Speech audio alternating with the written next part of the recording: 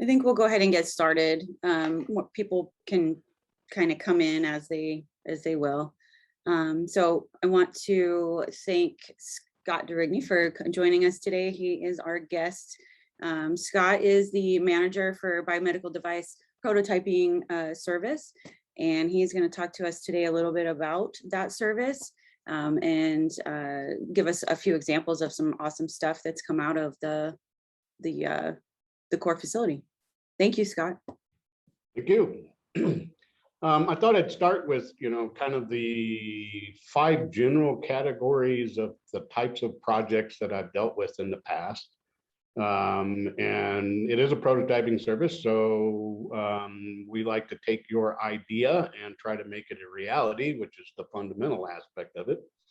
But the types of projects that I've been involved with include the typical prototyping that you would expect, which is a brand new novel device that does not exist that you've thought up and would like to make.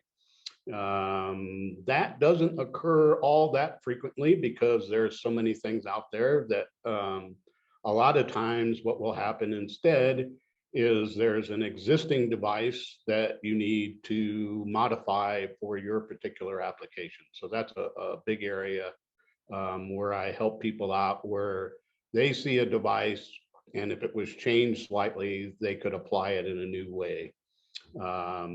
And then a third area is also related to that, which is taking an existing device, modifying it, and then applying it in a new and novel way. And that's sort of what we've done in a couple instances with some projects that I'll talk about in a little bit. And then the other area that I've gotten involved with is lab setups. You have a laboratory setup and you need a particular device or some type of support, whatever it might be. So I can help with that type of thing as well, to where you have a laboratory setup and you want to enhance it or modify it. I've done that in the past as well.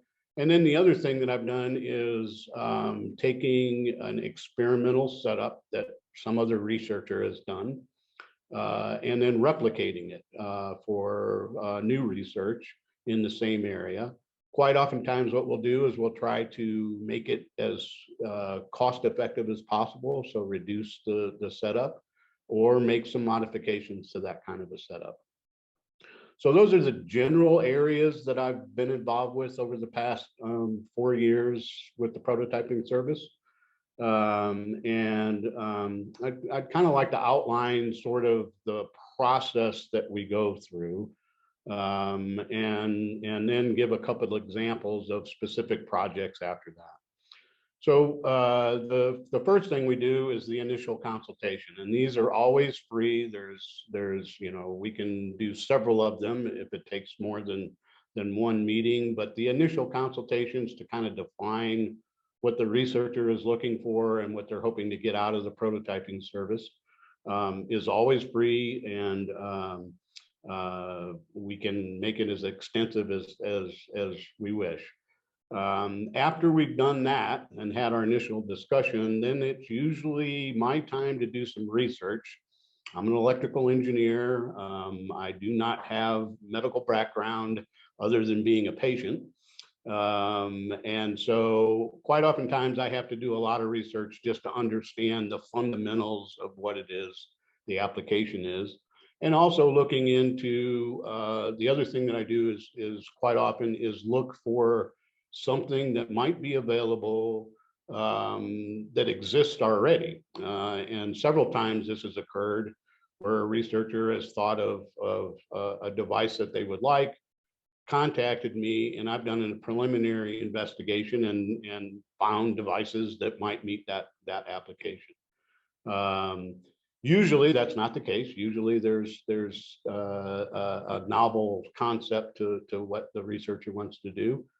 So I'll spend some time coming up with a proposal for how much effort I think it will take, the sequence of events that we will go through in developing it. Sometimes, depending upon what it is we're developing, there will be stages where we want to do a particular task and then evaluate it before we move on. So I will come up with a proposal that basically outlines the amount of effort I expect, material costs and things like that, and then present the proposal to the researcher, and then we can sit down and discuss whether or not this makes sense and if we want to make any modifications before we begin the process. After the proposal is done, it basically outlines my effort, the expected time that it will take. And that is oftentimes not necessarily correlated with the calendar. I might expect to take 3 weeks to complete the project because I have multiple projects going on. It might take 2 months for me to actually get the work done. So we'll outline schedules and then milestones within the development. Once that has been approved, then we get into the design process, and I, do designs, fabricate materials, purchase items, do assemblies and those types of things, whatever is necessary. Then we do the testing phase and look at the results and then decide if we want to do any modifications. Quite often, since these are prototypes and we're developing it for the first time, there's a lot of give and take. That we develop it, it doesn't work out, we have to go back and modify it again and make it to where it will end up meeting the needs that we have found. And then after that is done, hopefully we have a working or a completed device, and then we go into evaluating it to see if there's any other modifications in the design that is required. And then also the other thing I do is assist the researchers in transitioning from a prototype stage into maybe more of a production stage, or in working with Tech Launch Arizona in looking for a patent application or licensing for some other manufacturer to make it or something like that.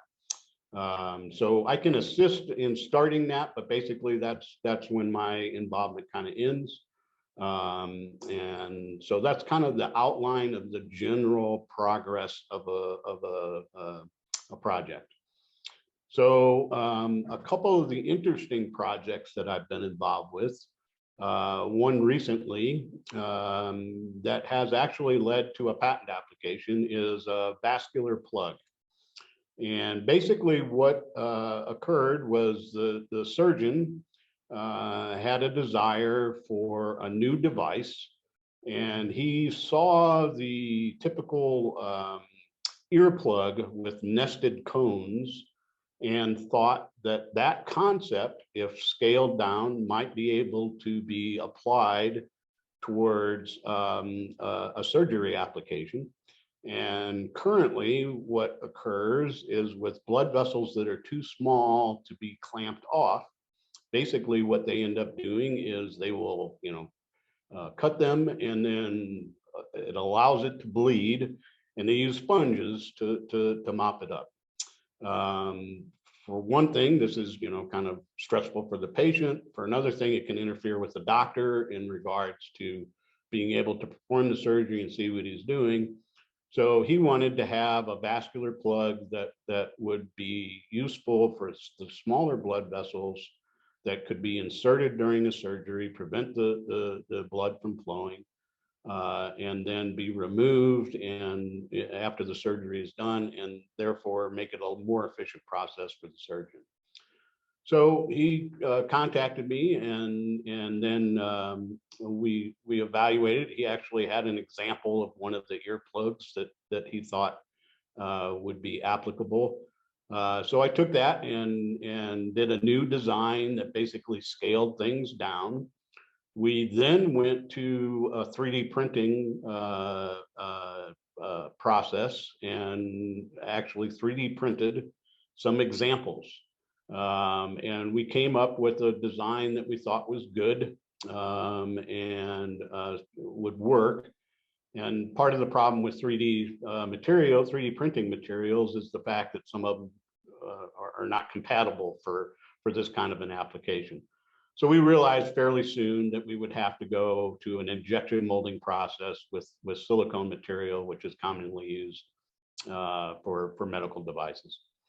So then I presented the design to the injection molding company and received some feedback from them on the manufacturability of the device and how we would be able to produce it and be able to make it in quantity within the injection molding process.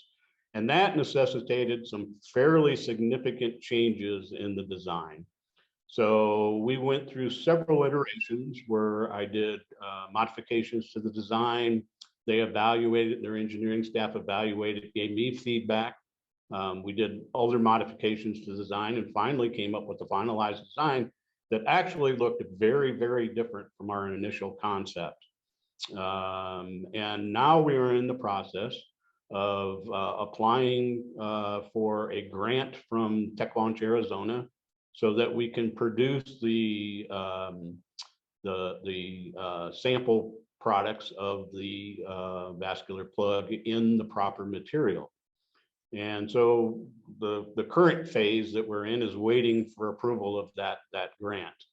And it turns out that there were other companies that were interested in this technology as far as the manufacturing of it.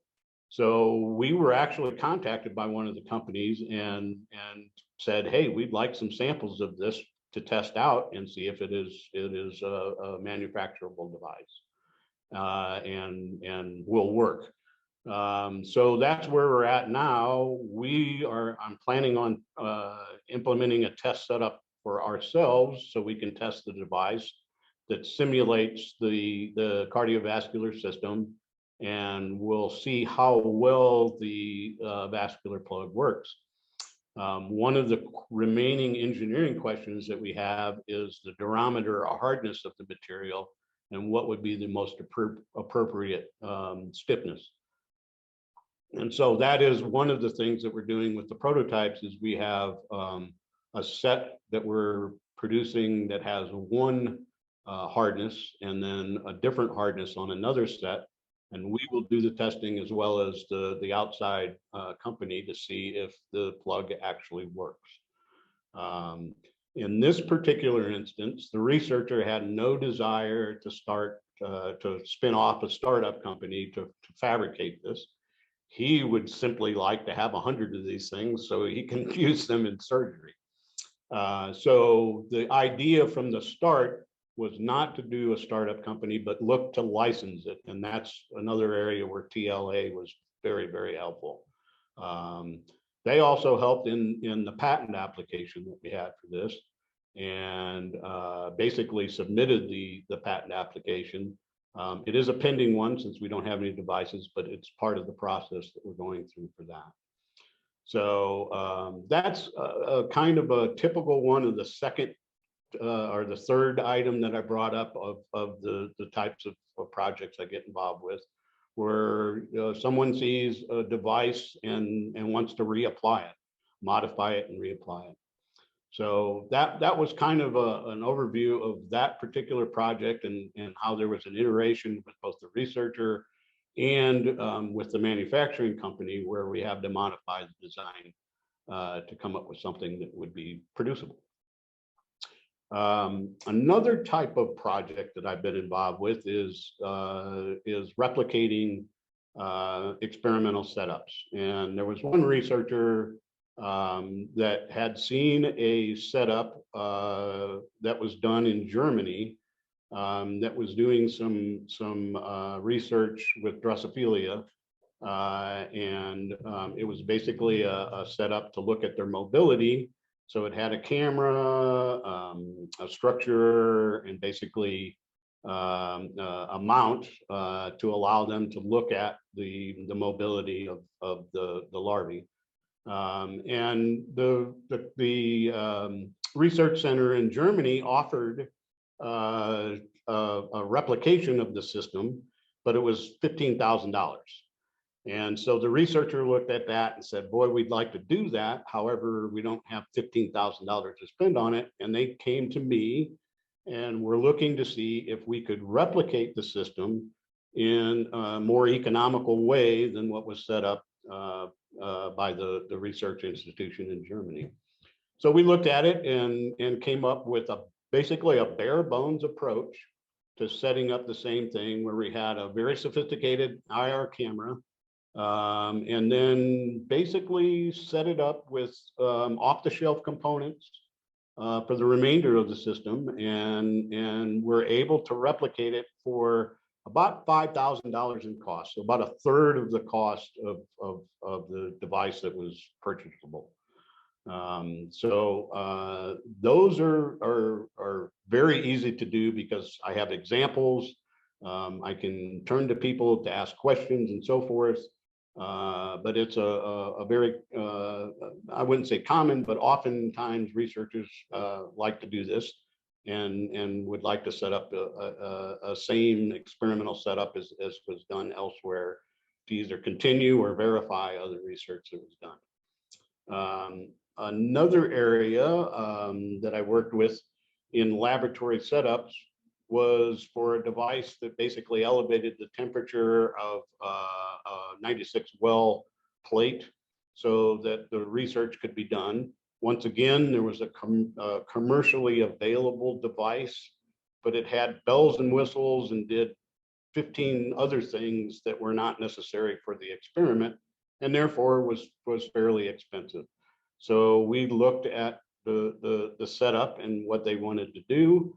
And I came up with a design that was effectively the same thing. We had a control system that I designed to monitor and control the temperature of the plate.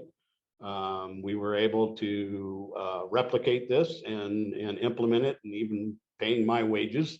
It ended up being about 3/4 the cost of the commercially available one. And we had some features that were specific to their experimental setup that I was able to implement in the design because of it being custom made. So that was another one that was sort of the example of a laboratory setup that we ended up designing specifically for that particular experimental setup.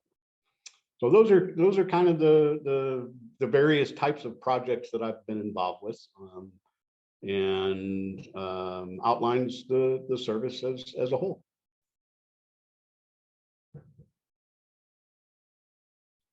So I guess I'm wondering if there might be any questions out there.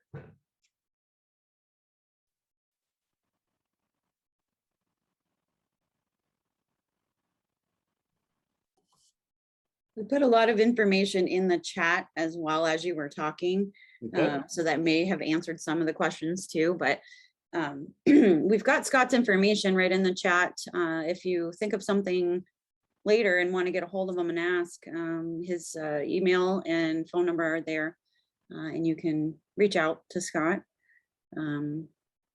Yep, and talking is free, so don't hesitate. Stop by and we'd be able to help you to discuss the project and see if there's any way that we can help. Well, I know that I learned a lot today. Thank you very much. I knew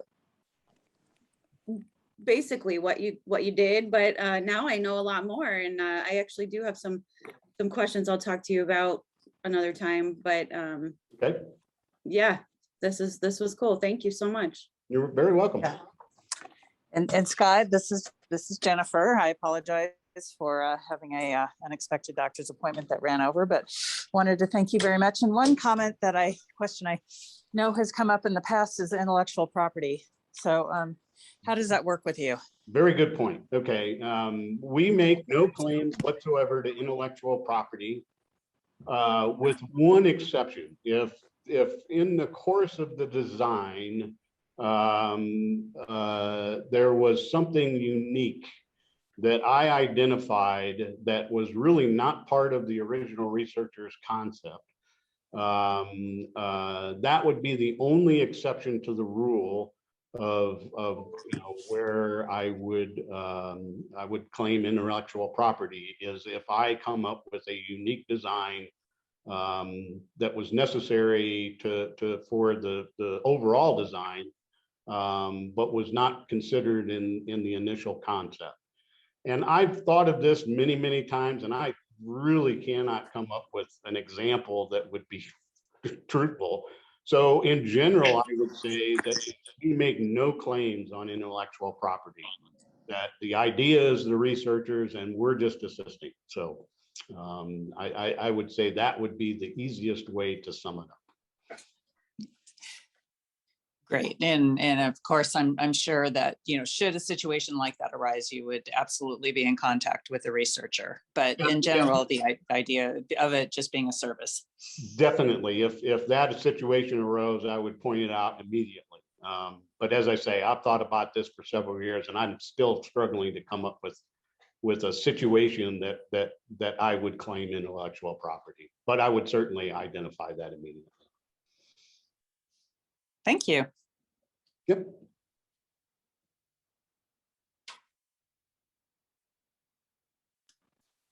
All right. Well, if there are no other questions, does anyone else have any questions? And we are in the Keating building, 105. You can pretty well see where I'm at when you walk in the building. So stop by anytime. Wonderful. Well, thank you very much, Scott, for your time today and for explaining everything to us, everything that you do. And we really appreciate you. You're very welcome. Thank you. Thank you.